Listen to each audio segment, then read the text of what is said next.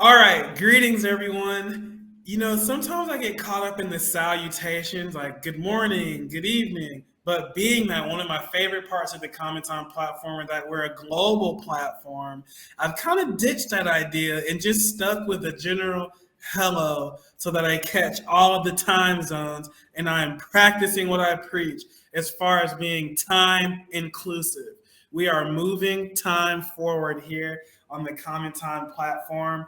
And welcome once again to another part of our Common Time one-on-one series where the team here likes to sit down with the artists and tastemakers and composers, actors, dancers, painters, photographers, people in, around, and tangent to the arts that are making it happen in my favorite field, and I hope yours too, which is the arts. I almost said this week, but we don't do this weekly. So this time on Common Time One-on-One, we have a pleasure of meeting with Nicole, who is a composer and bassoon player. The reason that I found Nicole is because on November 13th, the oldest youth orchestra in United States history will be presenting the season opener of their 98th season called, I think it's called Starting Together or Standing Together. I have to look at that. And it will be streaming live on the Common Time platform. You can head over to commontime.online under the Arts Organization tab at the top, where you will see the Portland Youth Philharmic as they present their season opener to their 98th season. Wow. I had a list of things. I'm going to do a pre-concert talk about this concert. Did you know that the Portland Youth Philharmonic is older than chocolate chip cookies? It's also older than shopping carts. It's older than a lot of things that you wouldn't think. But anywho, this orchestra, the Portland Youth Philharmonic, has something called the Young Orchestra Commissioning Initiative. Now, through this initiative, they find different composers and they commission them to write music for orchestra. I'm assuming this is in an attempt to broaden the repertoire and give all of the school orchestras of the world more music to play by a varied and diverse set of composers. Oh, and that season 98 season opener concert is called Together Again. I got the together part right, but the again, those again, so tricky. So I want to extend a warm welcome to you, Nicole. Thank you so much for sitting down with us today. I really appreciate it. You can picture a studio audience behind me. We're gonna clap now. Yeah. Okay. Thank you, studio audience. Nicole, welcome.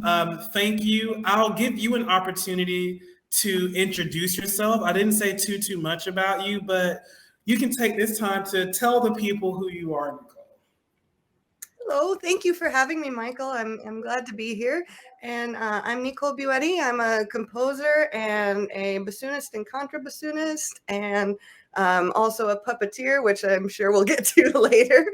I just I'm all consumed with the arts. I love the arts. Yeah, that's great. We at Common Time, we also love the arts, which is why it's such a pleasure for me to sit down with you. And is that Cyclone? Oh, this is my main. I watched some of the videos. Yes. He does everything. He conducts. He knows all the instruments, Yes, about all the galaxies, and about different star systems. But we'll get to him. I always like to start these by just asking you sincerely, how are you doing? How are you feeling? How's it going up there in the Pacific Northwest? Well, I'm actually doing pretty well today. Thank you for asking. It's going pretty well. The arts are starting to pick up again. We're starting to go back to work, playing a lot of shows again, and really excited. Yeah. I'm doing Tuska this weekend in the pits. Oh, wow. I actually had the unique pleasure and privilege to get to perform with Andrea Bocelli on Thursday in his backup orchestra. So it's been great getting back Yeah. to work. I'm loving every minute of it. So I've never played with him, but I like those touring shows though. they're the fun So ones. they're quick. You come in, they might have food. You Hmm. get to see Andrea Bocelli, Yep. and then you get out of there. Like those are some of my favorite shows to do. I used to live in, don't tell anyone. I used to live in Florida. And down there, they have a lot. They said once they have the most shows of any state, and it's because of the retired community. Like they love a good show, you know. So there was always those touring shows. So I definitely know that gig. I play with the National Symphony. I'm in Dubai, so I play with the National Symphony out here, and we also just started our season doing a similar thing with this singer named Ahmed Al Hassani, who he's no Andrea Bocelli, but he was pretty good singer. Awesome. I'm glad you're doing well. You mentioned that the bassoon, and I feel like the bassoon is such a landmark instrument. You can't really miss it. You know, there's like 60 parts. I know that there's something called a vocal Mhm. that is kind of like the mouthpiece Yep. part. It's So both I parts. know a little bit about bassoons. I'm a band director, but I would definitely have to call you for my double reads. But bassoon and especially contra are such uncommon instruments. I wanted to ask you about kind of your musical journey, how you ended up finding the bassoon, and what about the bassoon made you think to myself, man, when I'm a big girl, I still want to be playing bassoon. I'm interested in that. Well, it's actually kind of a weird story. I started I started on piano, but then for band instruments, I started on flute. And I was actually sitting next to a girl who she moved around a lot when she played, and she was always hitting me in the back of the head with her flute when she was playing, drove me crazy. So they showed us a video one day, and they were just going through the instruments of the orchestra, and they showed the flute, the clarinet, the oboe, and then I saw the bassoon, and it's like the sky opened up and light shone down.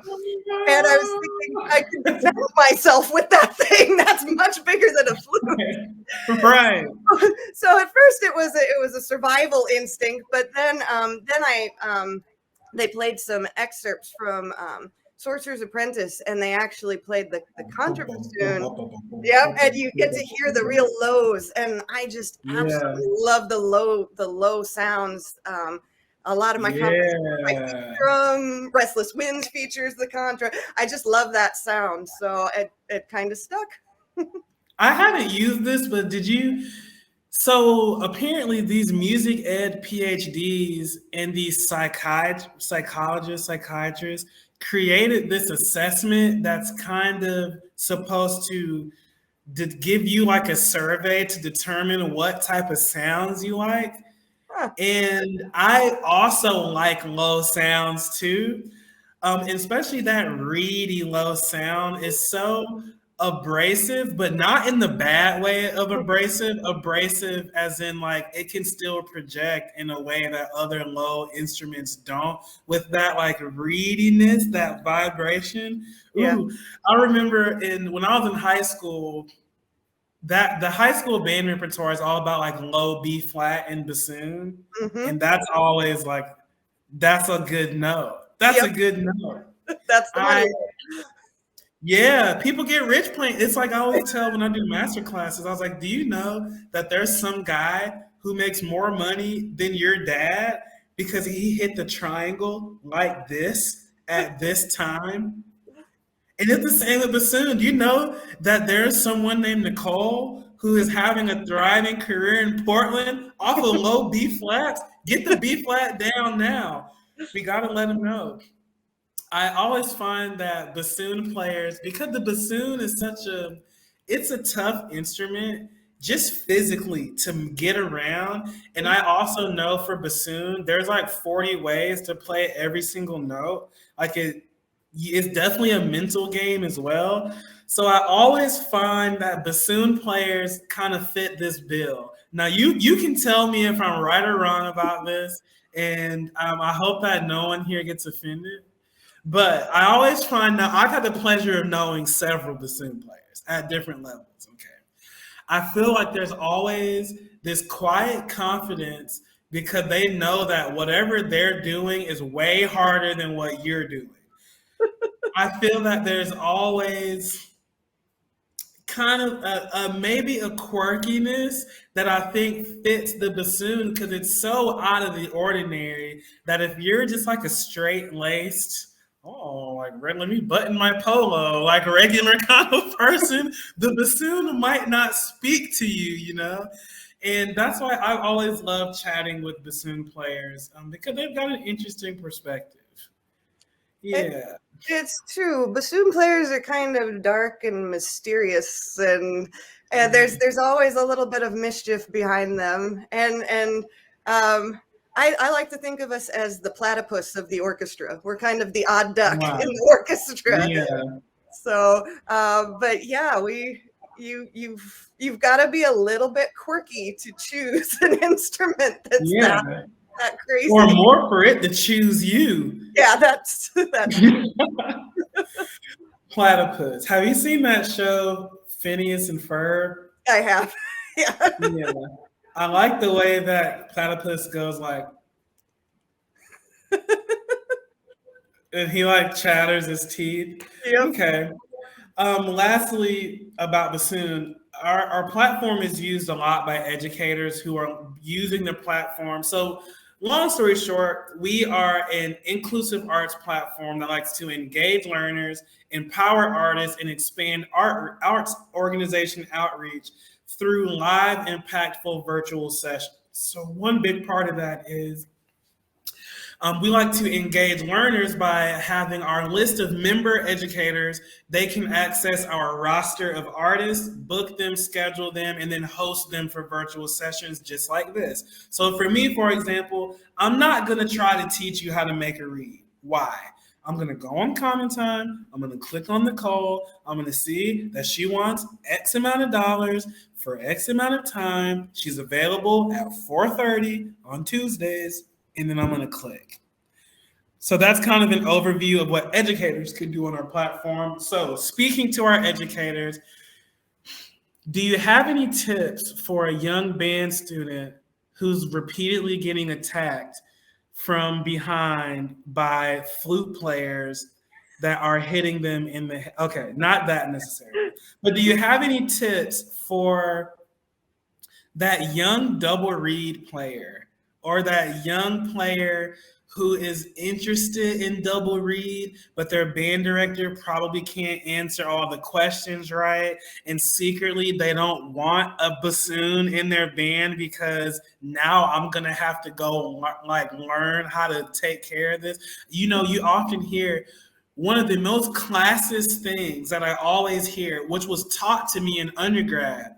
They told us, do not let kids start double reed if they're not taking private lessons. Now, I understand why, but at the same time, I barely got a drum pad. Now I got to take lessons. I barely got these sticks, you know? So, what do you say to that young person who just started bassoon or oboe, or they want to start bassoon or oboe? What do you say to them? Well, if you really love it and you want to be a part of it, then you should just go for it. Just go for it. Don't let anybody tell you that you can't do it. Just have patience. Don't get frustrated. Sometimes double reeds can be a little frustrating, especially at the beginning. And if you can get even some private teacher help or some help online with teaching like CommonTime, you should definitely even try to do it once a month, even if you can't do like a weekly, just to get someone that can guide you and get you right on the right path so that you're not confused and frustrated when you're sitting in the band or orchestra. But to definitely stick with it and have fun with it. Playing a double reed is a lot of fun. Yeah. I like English horn too. Mm-hmm. That's another cool sounding instrument. Yep. And you get to hear the Stravinsky at the concert as well. So there's a lot of double reads in that. Mm-hmm. Okay. Enough about the bassoon. This is probably the longest I've ever talked about bassoon since my double reed quarter in university. So thank you, bassoon players of the world.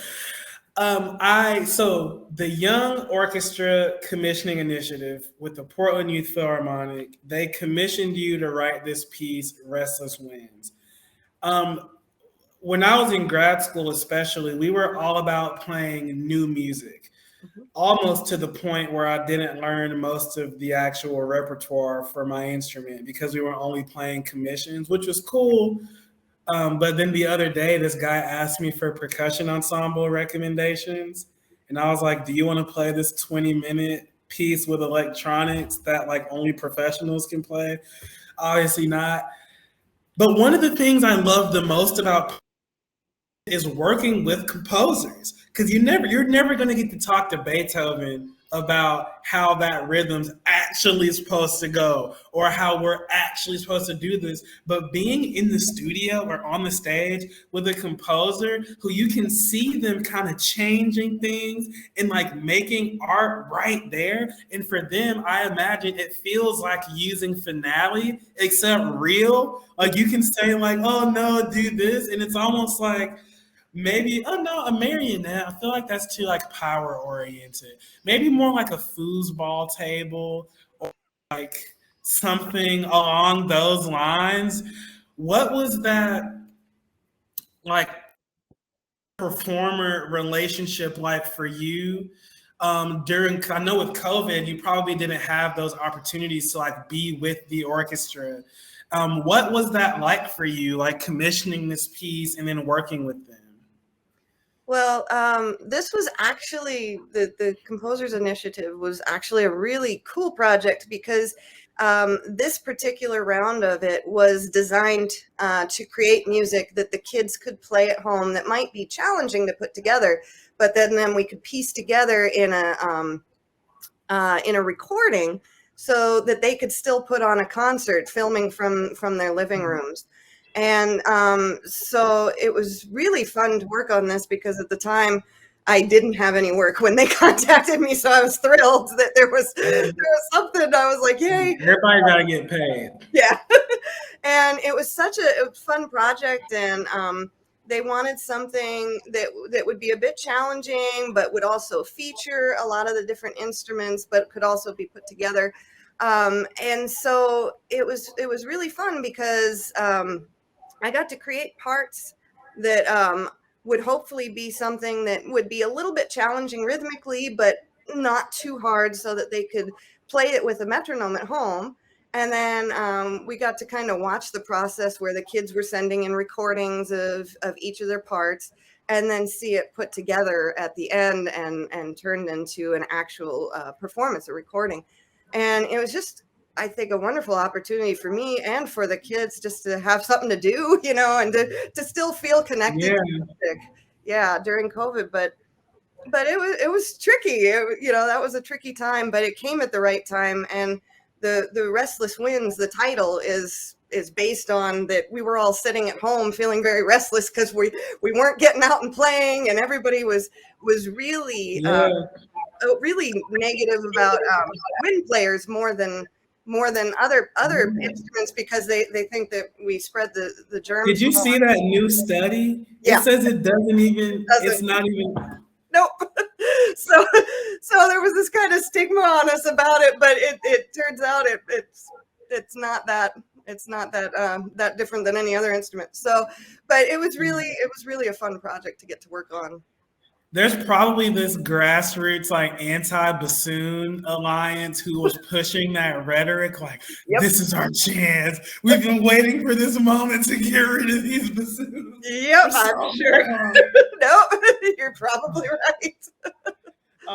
Were you able to like workshop at all with the students and speak to them about it and hear them?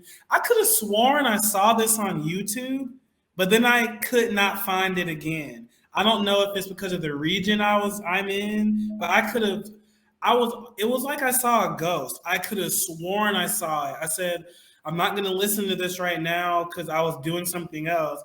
I go back and start searching it and can't find it. Did they take it down because they're going to play it? I think they might have turned it to an unlisted since they're going to play it now. Since it's coming Oh, up. see, YouTube was gaslighting me. It had me really looking at myself. Like, Yeah. all right. So, you said you were able to have some meetings with the students, and We did a couple talks over Zoom and yeah, with the kids and it was like a question and answer type thing.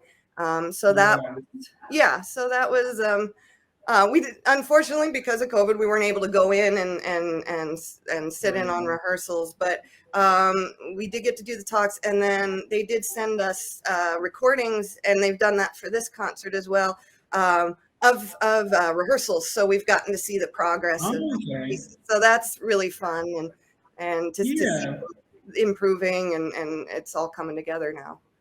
So, We did some recording. I was working in China for a while, and my last year was online, and we did some recording projects like that. And you know what it exposed to me, especially as a percussionist, it exposed to me the importance of building good time in your ensemble. Because playing with a group, you don't have to have good time on the same way that you have to do alone. yeah. And like those recordings can only be matched up if you have good time. Hmm. Um, so did you ever have the chance to like talk with the students or anything about time or like that idea? And you talk about pointillism and different rhythms. So I would assume I'm talking to a fellow timeatarian here. Hmm. So how do you feel about like time and internalizing the tempo? And do you feel like the PYP players did a good job with that? Like, what was that like? Yeah, that's I love working with rhythms, and I think rhythm is the most important aspect of music, especially when you're playing with other people. If you miss a note here and there, that's not going to throw everything off. Yeah, If you miss a rhythm, then it could be a catastrophe.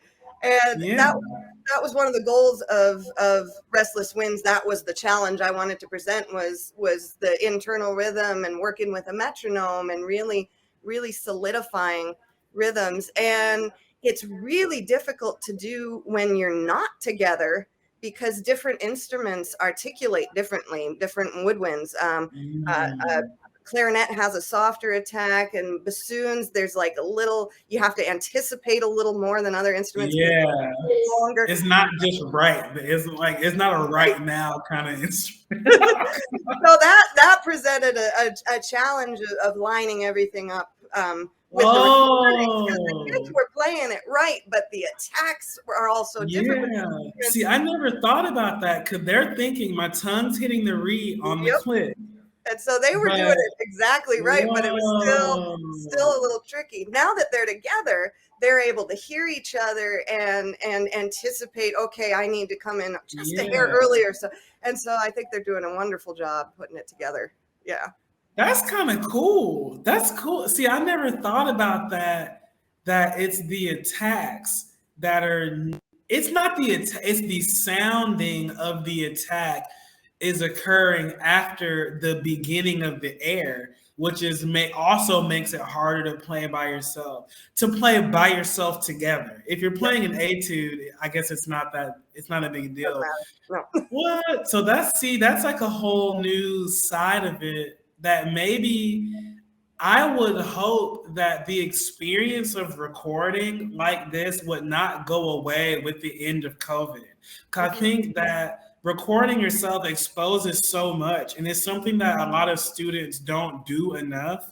And of Mhm. course, when you get to undergrad, your teacher's always telling you to record yourself. And a lot of people do, a lot of people don't, but I think it can happen even before that, especially with the push for like STEAM and STEM in schools. Mhm. I would kind of, and maybe I'll do this. we kind of practice our in-person stuff, but maybe there's a way to like have a piece, maybe an easier piece that we only is practiced at home and is only made through recording, just to kind of get that, just to kind of have that experience, of recording yourself, of knowing little things like, do bassoon players know that their sound is occurring after their air? Like, do young bassoon players even know this? Like, why is Mr. Johnson always telling me I'm late? I play it right on the thing. You know what? Do they even know that? Wow, I feel like we should do this every week. All right. Let me consult the master list. I feel like Santa Claus. Okay, so about Restless Winds, I was reading through some of the program notes on the PYP site. Did you write that? Yes, I think so. Yeah. Okay. It's like a program note and then a short bio. Okay. So I can tell you all the issues I had with it. No, I'm joking. So the piece is called Restless Winds. You said that you were trying to describe this feeling of restlessness and anxiety. And I was wondering if you maybe had a few words where you could articulate outside of the music how you were feeling at that time. And this is during like the heat of the pandemic. This was in 2020. We were still in 2020 when I wrote the piece, and at that time they just kept saying, "Oh, 2 more weeks, 6 more weeks, and 3 more months," and everything. I was watching all of my gigs and tours and everything get canceled, and then I found myself pacing around the house, and I was anxious, and it's like, what am I doing? What am I supposed to be doing? And so, yeah, so it was just kind of, and I felt like, I felt off kilter a little bit. And so that's kind of where the changing meter comes in, and kind of just there's kind of a ticking feeling that goes on. And that's kind of my feeling of just time passing by. And it's like, we're still not back. So yeah, I was extremely anxious and just uneasy during that time. It was wild. I was in China in 2020. That was wild. That was also wild. But by July of 2020, I ended up back in the States, which was also wild. It was a wild time, but I will say there was some good. You wrote this piece. I was also feeling like you were, and I had a baby during the pandemic too, which is like a whole nother thing.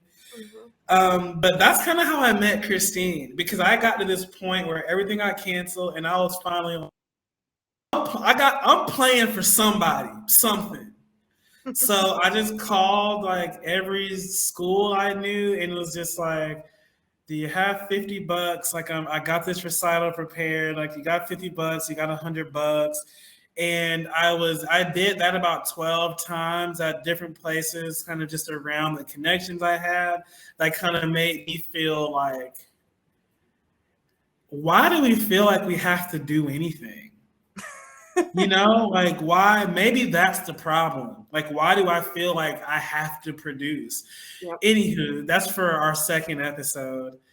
But that's actually how I met Christine, because the way that you were feeling and the way that you kind of felt lucky to get this commission at that time, I think was kind of how Christine was feeling when she founded this, and that a lot of artists, even to this day, we're still sitting like, I want to do something. What do I do? And this platform kind of gave them the opportunity to connect with educators, individuals, and organizations in a different way.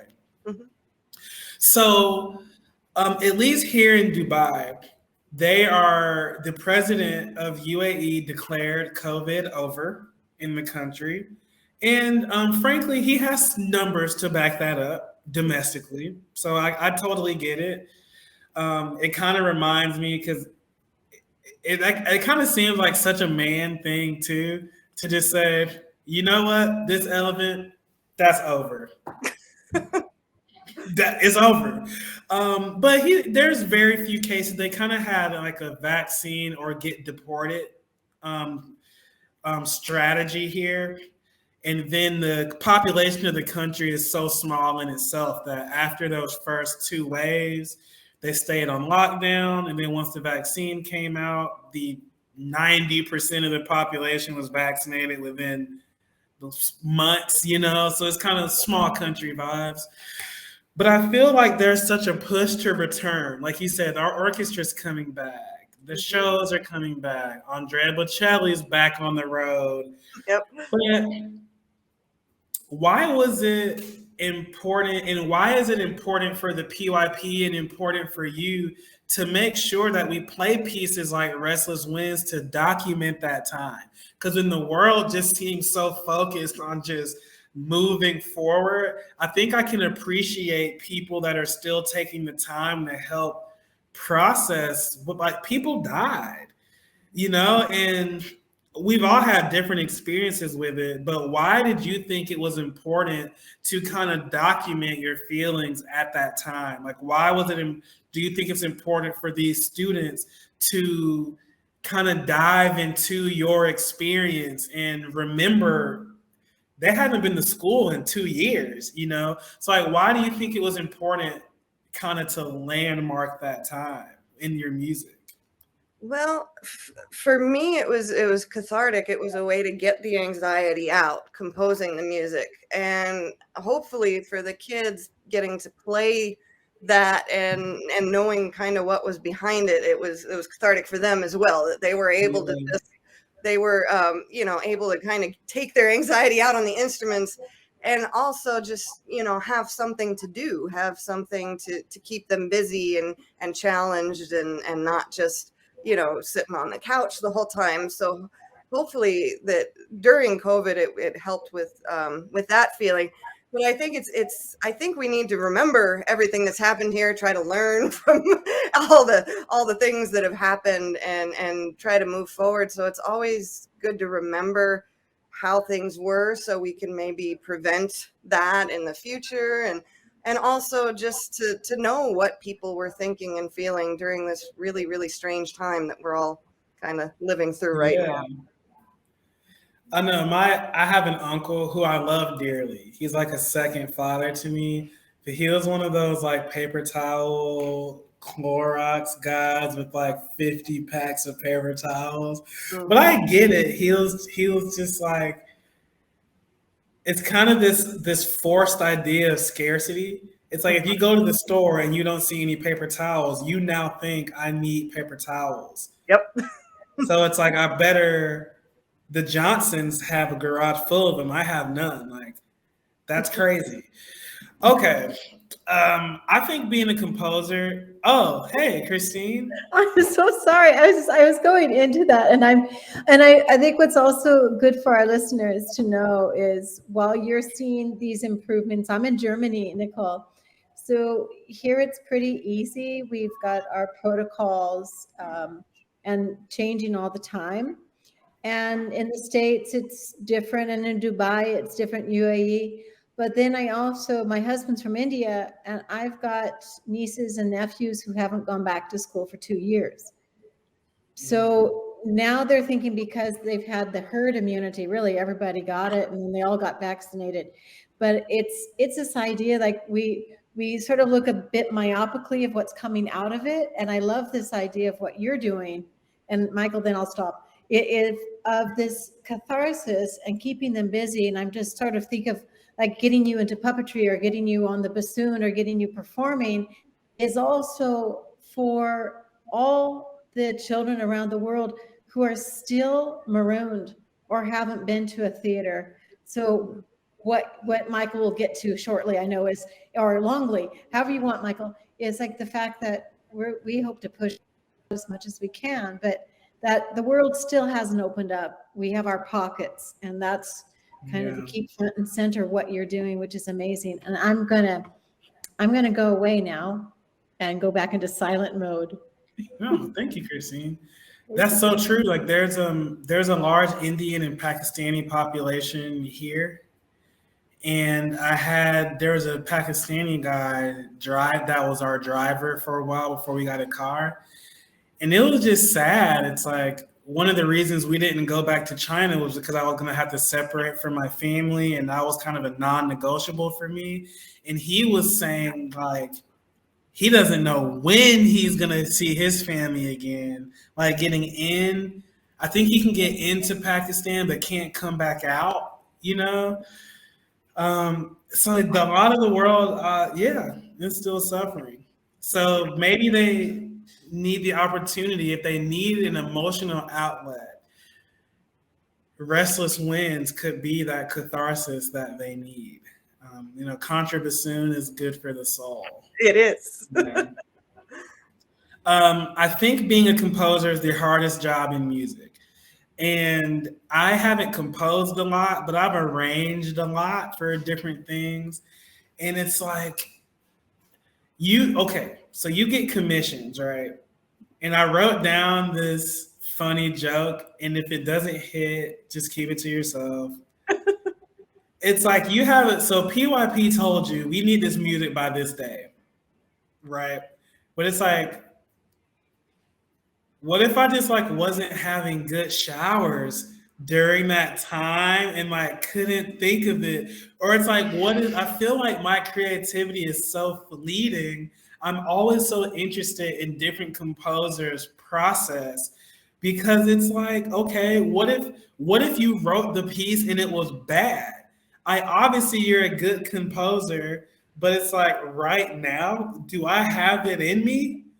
I might need to go see something or do something or like live some life. And I want to know if you could kind of give like a brief overview of your process when writing this piece or any piece really, because I think that creativity on demand, like the perfect commission for me would be, here's $1 million up front, give it to us whenever it's ready. Right. But like, that never happens. So like, what's your process? How do you make sure that you're creative at the right time? So yeah, you're right. It comes in waves sometimes, and sometimes you're just stuck for days and there's nothing. Yeah. But what I find is inspiration always hits at weird times. You know, you mentioned the shower. It happens to me a lot when I'm cooking, and you know, I'll just be making up little tunes, just humming to myself or something about spaghetti or something, and then I'm like, oh, that's kind of catchy. So I always try to, whenever I get like just a little motive or a little idea, I try to get that written down. And then if I'm ever stuck, a lot of times I'll go back and I'll revisit one of those ideas and go, oh, that fits kind of what I'm trying to come up with here, and then start to expand. So yeah, that's kind of how I try to make it so I don't get stuck, but I still get stuck sometimes. But yeah. So that's okay. Kind of the process. Yeah. So keep track of those little melodies. I always tell myself, I feel like I've thought of the best music ever written in my head one day, like 5 years ago, and will never remember or write it down. I've always felt like I hear good music, but I've never tried to like compose anything before. I don't know. My grad school professor always said that he only likes music written by composers, not by percussionists. Oh. And I kind of understood what he was saying, because a lot of times when you look at percussion music by drummers, it's just like a chop fest. It's oftentimes can be unmusical. It's very technically sound, but as we all know, technique doesn't make the best music. The best melodies ever written were half notes and quarter notes by Mozart, you know? And like percussionist composers don't understand that the same way that like composers do. Okay. You know Milton Babbitt, that composer? Yep. He once wrote an article that said new music should only be played in like salons and, you know, like gatherings and at universities, because the public has kind of already decided that like they want to listen to Britney Spears. He didn't say Britney Spears by name, but he would have if she was alive. He said that they've kind of drawn their line in the sand, that they're done with us. So we should just keep our music for the people who want to hear it, which are me, you, Christine, and like 6 other people back there. So how do you feel about that? Because obviously you don't agree with this because you're still composing, you're still trying to do commissions. So how do you think we can get new music more into, even with that Stravinsky piece, the symphonies of wind instruments, they're playing on the same concert. He wrote in his own program notes that he already knew he wasn't going to get rich off this. He said at the premiere, they laughed at him. Somebody threw something.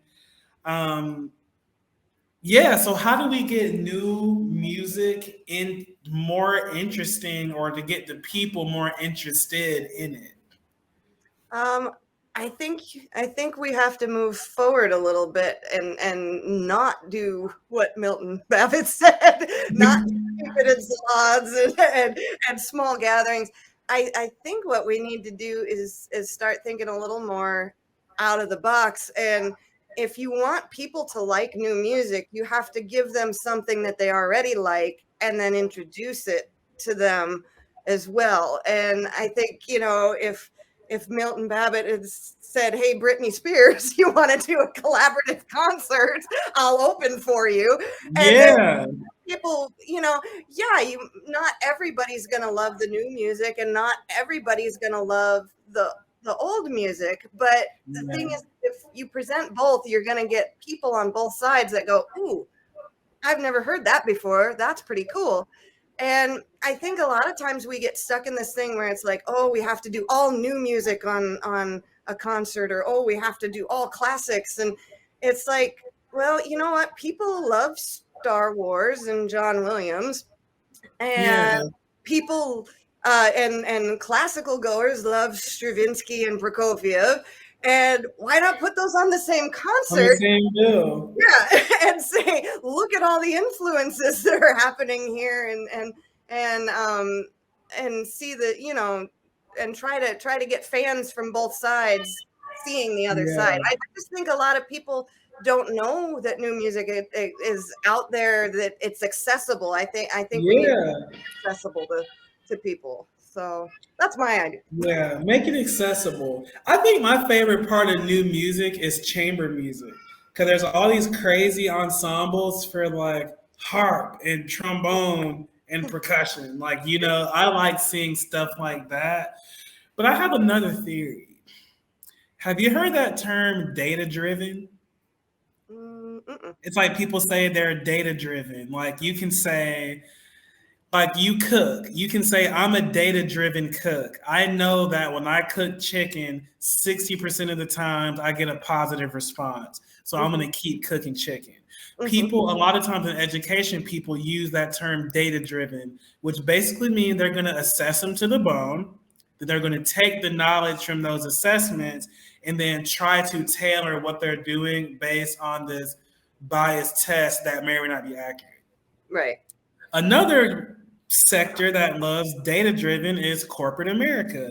If you're going to be the new head of marketing at Walmart, you're going to tell them that I'm data-driven. I know that people like puppets. We're going to stock our shelves with puppets. I think that orchestra front offices are the same way. They're going to say that I'm data-driven.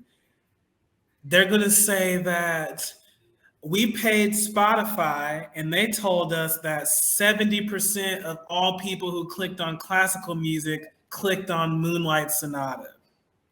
So they must love Beethoven. But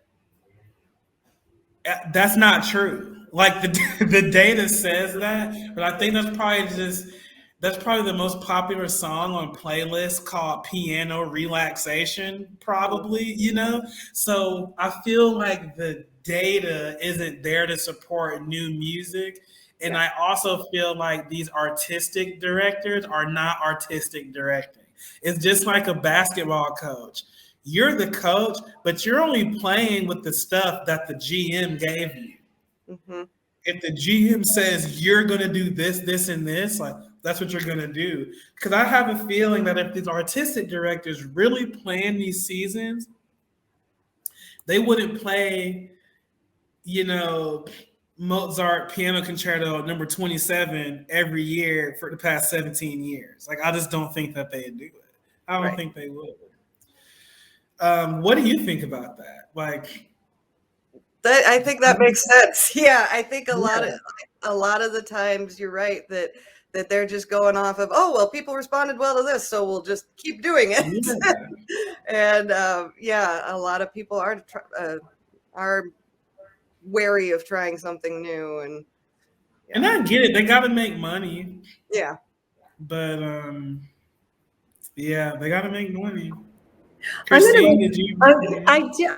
I love this question because I also love what Nicole is saying is that when these mixtures of concerts, something's going to stick with somebody because even Michael, as we're teaching, Nicole, as you're teaching, we are taking the tools of music built over time and that we've got these unlimited possibilities. And even if somebody says, hey, that's a cool new theme, that's a great hook, great, wonderful, they've understood melodic development or melodic manipulation, but that person in the orchestra, as you said, the Star Wars is a great way to start mixing some of these. I know the Finnish National Symphony did a whole program on nothing but computer games and made it a multimedia experience. So they're trying to get this, but I love what you're saying. I love, like, we need mix it up, let them be open-minded, and the data-driven is going to go to the lowest common denominator. Whereas, you want to start grooming towards the outliers and then say, hey, what did you connect with? And I like that conversation of the data driven, but this new initiative to say what you said, Nicole, it's like they're coming in, we're mixing it up, they can find points of connection and walk away with a new experience all around, and the kids too. So that was just my observation. I'm going back into the shadows. Nicole, one of my favorite things about you is that part of your career exists out of this binary of classical music jobs. There's definitely a hierarchy in this industry. And when you're going through university, it's kind of like you either playing or teaching at the university level. Those are like the two things if you're an instrumentalist. Or people might say like you're not even good. Like you didn't play with Andrea Bocelli. And I like that you've been doing this kids music, which some snobby conservatory person might say you went to music school just to do that. But also that same person works at Starbucks. No offense to any Starbucks workers out there. You definitely do the Lord's work. So how did you get into like playing? I don't want to say playing with puppets, but like using puppets and like making children's music, especially coming from playing the bassoon, because you are kind of a glitch in the matrix where children's music and puppets doesn't really give me bassoon energy, but also it does too. So how did you get into that, and like what's that about? Well, the funny thing about you saying the puppets aren't really with the bassoon, but they kind of are, is I have that Meet the Instrument series with Vincent Yeah. here, and he's a bassoon player. He plays the bassoon in a couple episodes. You can actually see my puppet Vincent playing the bassoon. Did you make those little instruments too? A lot of those I found that were ornaments. So like holiday ornaments, and so they were perfect puppet sized instruments. The only one we couldn't find that was puppet sized was the bass. upright bass. So we did have a full size Mm. upright bass, and we had to maneuver the cat puppet. We had to kind of tie him onto the bass and have him Yeah. sitting on it and playing it at the same time. But yeah, the puppets, that began a long time ago. I was actually living in LA at the time, and I was doing music for like TV commercials, documentaries, and stuff like that. And I got into scary music, horror music for Halloween, and we were doing stuff with theme parks and haunts. And one Halloween, we put on a big haunt and used our music, and some of our friends came with little kids, and the little kids were really afraid of the music, and they're like, you should write something for kids, because this is too scary. So the first kids album I ever worked on was a kids Halloween. It's called My Halloween, and it was a Yeah. kids Halloween, not scary stuff at all, just really cute to get kids interested in Halloween but not afraid of it. And then we were trying to figure, my writing partner at the time, we were trying to figure out a way to get the music out there more. Mhm. And YouTube was kind of a thing, and we came up with the idea, let's just build a couple puppets out of stuff we have in the garage and just put up a video. And so our first puppet video was called Trick or Treat, and it was just all the puppets were made out of recycled materials from the garage. Yeah. And so it just it went from there. And then my father gave me some advice. He said, why not expand and actually do something educational with your kids' songs? And so Okay. I was like, okay, that's a really good idea. So I started learning songs, and it started with trains and how does a train work, and shapes and planets. And the planet space video, one is my favorite, with like that's the what everybody loves. galaxies. I remember Yep. there's a scene where he's like, "This is the something galaxy," and it made me feel like, "Oh wow!" Like they're really well done, and they do well on YouTube too. Like, don't. This isn't the time to be humble. You know exactly what time it is. No, it's been a lot of fun. It's been a crazy journey, but the space videos, the kids seem to respond really well, and I try to tailor them so that kids are asking questions and get more curious about outer space and science, and that was kind of the same goal with the Meet the Instruments series, which that was another saving grace during COVID. That was the project I got to do with Portland Columbia Symphony as part of our musical outreach to kids and to schools, is that kids weren't in school. So how are they going to learn about musical instruments? And so we came up with the Meet the Instruments project, and it was really fun.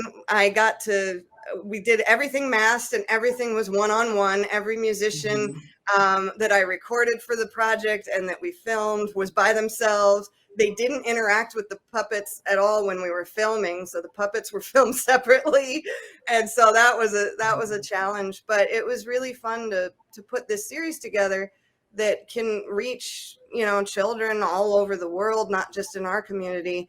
And kids that don't have exposure to symphony orchestras and music outreach. This was a fun way for us to give that back to the community, and to create something fun for kids to see a contrabassoon up close. I mean, how often does anybody get to see a contrabassoon up close? So it was a really fun project, and Portland Columbia Symphony was wonderful, and then my nerds here got to break out and try something new. So well, I showed you. I have Steve Hi, Steve. the elephant here, and this is my puppet because I like elephants. Yeah, not as cool as yours, but we're working on it, right, Steve? Yeah, we're working on it. That Meet the Instruments is cool. You know, when I remember seeing like the Benjamin Britten piece with a narrator, Mm-hmm. but it's a too highbrow. that works better for an older audience, I think. Yeah, we're aiming for elementary school kids to get them interested. I think Britain would probably like yours better. Oh, you're very Yeah. kind. I don't know, but Would you go to space? absolutely. Yeah, I saw William Shatner do it, so now I have to do it. You know, Tom Hanks said they asked him to do it Really? first. But Tom Hanks, he goes, I don't know why people think I have $28 million. But he's like, he said, people want to act like it's such a great honor. Like he asked you to go to space. How could you turn that down? And he's like, please remember, it's $30 million too. Like William Shatner paid $30 million to go on that flight. I think that I would like to do a spacewalk, but I would really, I don't want to be lost in space, but I kind of am really intrigued by the vast nothingness. Mm-hmm. Yeah. And just this idea of like, one of the reasons I like driving is that if you're driving from my house to your house, right, you have to go down 3rd Street, right? You can't do anything to get to your house faster. You can drive faster, you're just shaving seconds, maybe minutes. You exist in timelessness. I think driving, you're inside of like a time loop where time doesn't exist while you're driving because you can only go from one place to the next and you can do nothing in between. So I think that's like the closest that I've come to that like idea of nothingness, or like even time is not present in that moment. So I would kind of like to just float and just feel those 2 seconds of space before the pressure like makes me explode, Yeah, space. It's up there. It's up there. Hey, Christine. I'm just kidding. I just love your conversation. I think of space. Okay, I think of space and your vast nothingness. It's pretty much as when Nicole has to take that big breath, get her embouchure ready to hold that long phrasing of the high note on the bassoon when every molecule of her body is about to explode.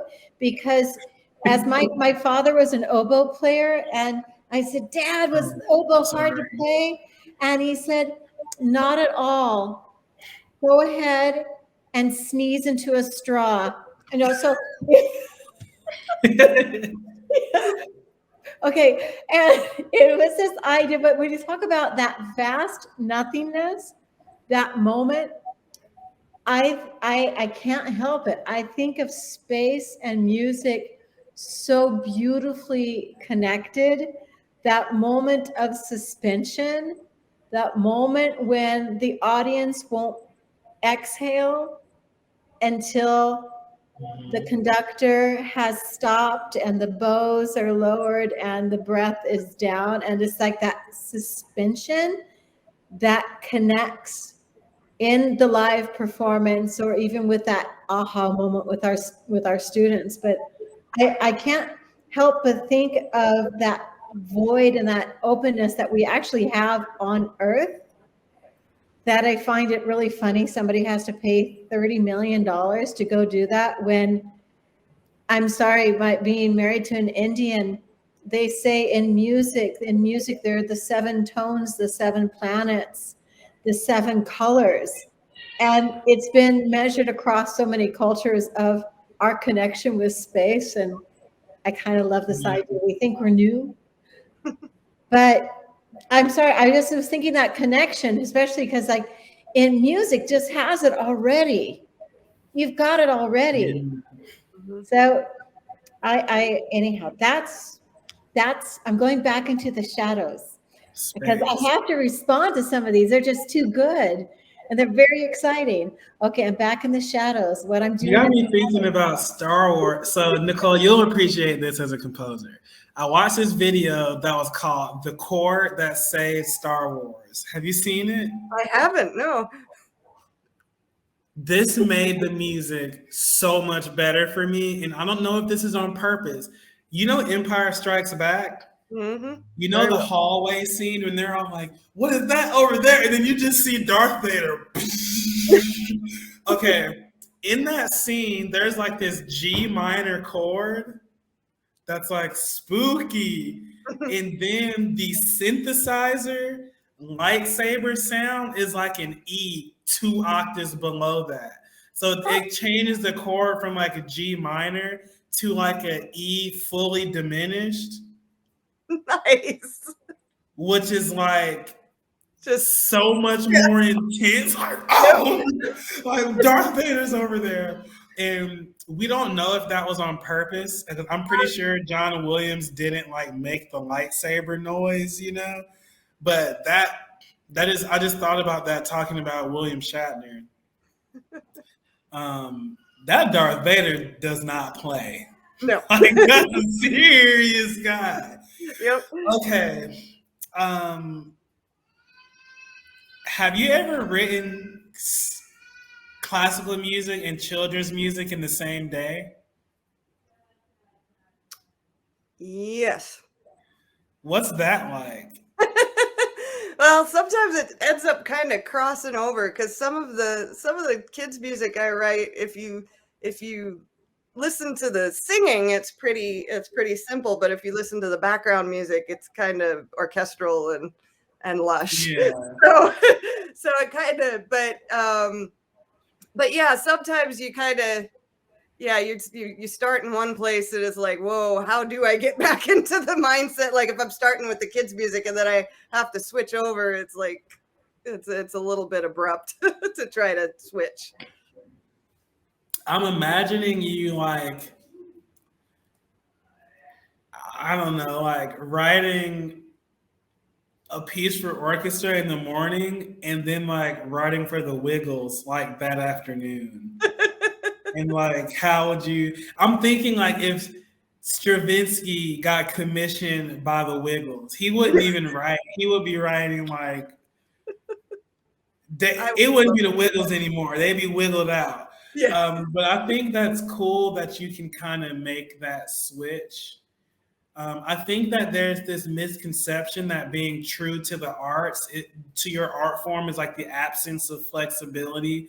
Just being like, I compose like this is how I compose, you know? But I think that's a true testament to your skill that you can, you know, you said in your, I couldn't listen to it, but you said in the program notes that you use pointillism and Restless Winds, but being able to write a pointed melody at 11 a.m. and then write a nice, simple sing-songy melody at 4, I think shows range. And I think range is not something that's talked about enough in composition degree programs. I agree. Yeah, because if we're being totally honest, even though I love those harp, trombone, and bass drum trios, harp, bass drum, trombone trios do not put up walls and windows and doors. That's true. Unfortunately, I wish that they did. Mm-hmm. But you know, if you get an orchestral commission, you should be able to write it. If your partner comes to you with a garage full of puppet materials, you should be able to write it. If you're, you know, like whatever.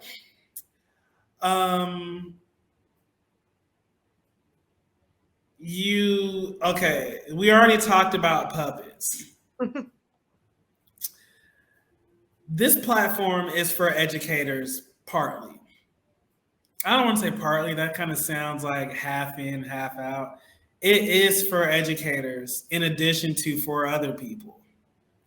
But for our educators, you've been through a music education, you've been through a collegiate education, now you're teaching at the university level, so you're undergrads coming in out of high school, right? What's music education missing right now? Oh, that's a tough one. A lot of what I'm seeing in music education is, in many ways, it's become very competitive, and not in a good way, in that people focus more on competitions and beating out people in sections, Yeah. and instead of the collaboration of it, which, when you get together to play music with people, it's more of a collaboration. I think I don't think it should be a cutthroat thing where everybody's just trying to outdo everybody. And so I'm all about the collaboration. I like, I like just sitting down and playing music with people, and no judgment, and everybody just, have a good time. But Because what's the um, point other than yeah, that? it's an art form. We're putting out something beautiful, and we get enough competition, with sports and stuff like that. But I don't feel like the art should be that, because everybody's art is so different. I mean, the type of music I write might not be everyone's cup of tea, but it's the type of music that somebody else write might be. And Yeah. I don't think that we should compare the two. I think we should just embrace that there's all these different types of music being composed, and people play their instruments in different ways. There's this pretension sometimes that, this is the only way you can play the instrument, and well, why? Why is that the only? Right. If I want to play jazz on my contrabassoon, I'm going to play jazz on my contrabassoon. Right. Why not? And I think, I just think we should remove some of the narrow focus, and open up a little bit, and really teach that music should be for everyone, and that it's a beautiful thing that everybody can appreciate. And so I would like to take that out of the equation, and just let people Yeah. play, and teach them fundamentals, but then let them explore. My composition teacher, his name was John McLeod, was a fantastic. Who? John McLeod. He was a Okay. fantastic teacher, and that was one thing that he encouraged us all to do, was he would give us some guidelines, and then say, okay, try this, and then try something else and run with it. And I always thought that, I always loved his style of teaching, because it didn't put any walls around me. It was like, just, Yeah. yeah, here, And it try actually this. makes you work harder in a way. Exactly. Yeah. And it kind of tests you. It tests your creativity. And maybe it could be more eye opening than a more like structured approach. Because if you, I guess, don't have it in you to work through that newness, then like maybe, I don't want to say like composition is not for you, but it's like anyone maybe could perform within a set system. But it's like, are you really a composer, or could you compose in this system that was given to you? Mhm. It's like what they tried to say about Tom Brady. Like they were saying, oh, he's only good because he's with Belichick. Like it's the system, it's the system. First year out, what did he do? Right. Okay, anywho. That's cool. I don't know. Like, I also prefer teaching overseas, because doing band where I was in the South, where I was, is all like, oh, I'm director of bands at so and so high school. We're a 42-time grand champion. Like, we're going to BOA later this month. We're going to the Rose Bowl. We have 300 trophies in our band room. And oh, you guys made twos at festival? Wow. Like, and I remember I was working with a marching band once, and I got a comment that the percussion book that I wrote was too easy.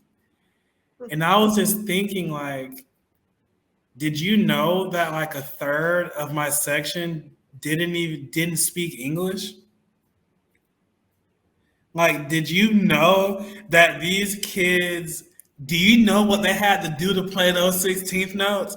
Mhm. Like, and I just felt like it's kind of indicative of what you're saying. It's like, no, you're saying that my music isn't enough to be competitive. But I guess my goal just wasn't to compete. I was trying to teach music. And that's why I Exactly. kind of like being overseas, because at least with I guess international communities love music, but there's no marching band. That's what bred all of this is marching band. That's where it started. Because there were no concert band competitions. Like, of course, you have festival, and of course, at festival you get rated, and I think those ratings are made public, at least within like GMEA. I guess there's probably like an OMEA where you are, but I think marching band really bred that, and it's kind of unfortunate that I think that competition is a huge recruiter because you have a lot of these kids who want to compete, but maybe sports is not their thing, so they're getting that fix from being in band when like that's not what it's about, you know? Yeah, so maybe less competition because you're not doing it for yourself. Like it's the same as getting a sticker. Yeah. Yeah, or some candy or something.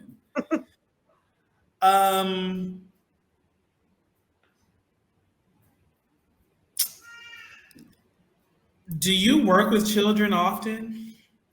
Yeah, I have a private studio. I teach usually ages 11 and older. Aw, that's like the next generations of bassoon players. Yep. Is the bassoon in good hands? Yes, I think so. I think the principal player of Atlanta, this is amazing. He was like 19. He won this audition. I think he said like he was about to do mock auditions at Curtis. So he was like, oh, let me just actually do it. Ended up dropping out of Curtis to take this job, right? Right. He's like 20. Then I think he ended up getting taken from there. Is he in like New York or he's in Chicago or something now, I think. I think, yeah, I think you're right. And he's black. He's like a young, random kid. Like, how did you get good at bassoon to that level so fast? And sometimes that stuff is like, what did I not have? But he probably just worked his tail off, you know. And I think from people, I don't want to assume anything about his life, but I was raised pretty good. I never thought that I needed anything to like, you know, like you hear some basketball players might say, oh, it was either this basketball or I don't know. You know, I'd never had that type of experience. So maybe I just wasn't as dedicated until I got to the point where I was like, oh, shoot, if I'm not good at drums, I might be poor.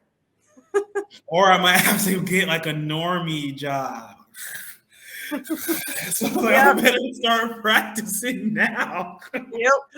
But that's just crazy. Nicole, like I told you earlier, CommonTime is a house and a home for artists like you.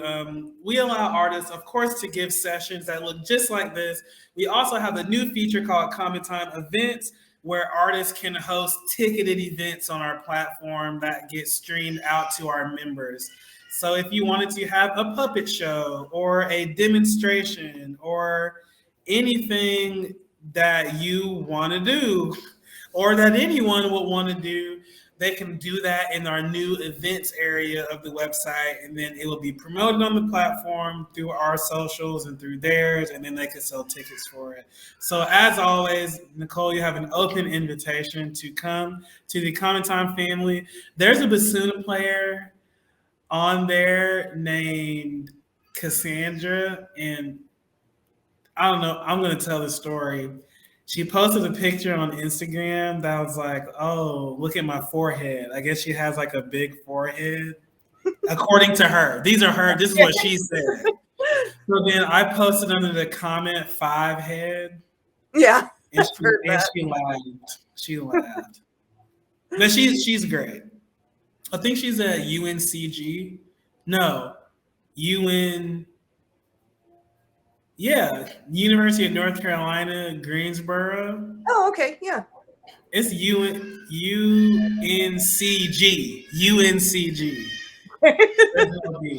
Yeah, but she's great. And as always, you have an open invitation to joining the CommonTime platform. I think, especially with your work for children, that there's a lot of people that would want to see you. And maybe it's time, to bring Mr. Cyclone off of the internet and put him on the road. Put him on the road. It's time for him to start paying rent. If he has time to sing all these songs, you have time to pay a light bill too. That's So, true. yeah, if you want to put him to work, you can let me know, let Christine know. Awesome. I want to say once again, we're meeting with Nicole. Okay, I neglected saying this because I didn't want to say it wrong. Nicole Buetti. Very close. Buetti. Buick, like Buick. Yep. Nicole, everyone out there who's under 25, you probably don't know what Buicks are.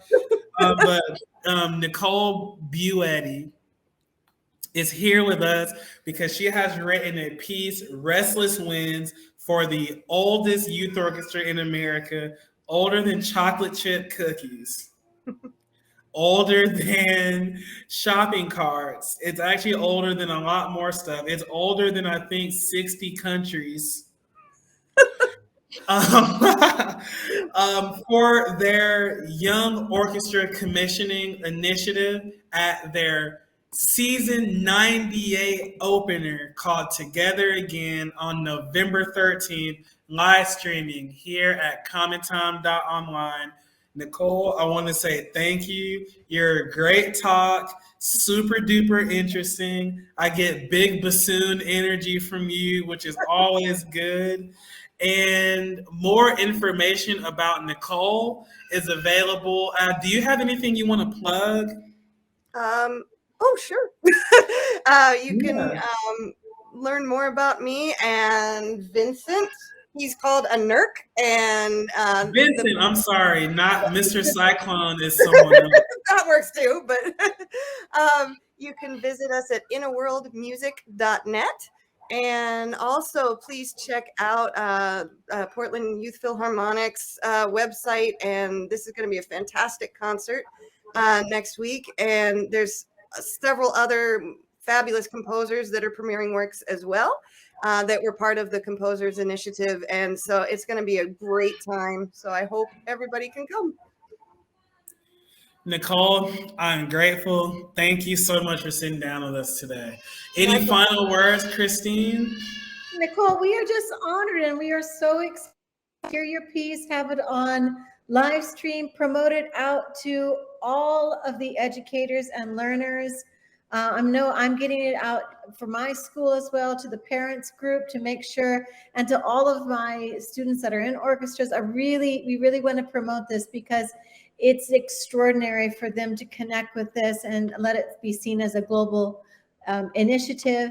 And Nicole, you're just absolutely fantastic. And she's like, oh my gosh, Michael, she's not a triple threat. She's like a quadruple threat.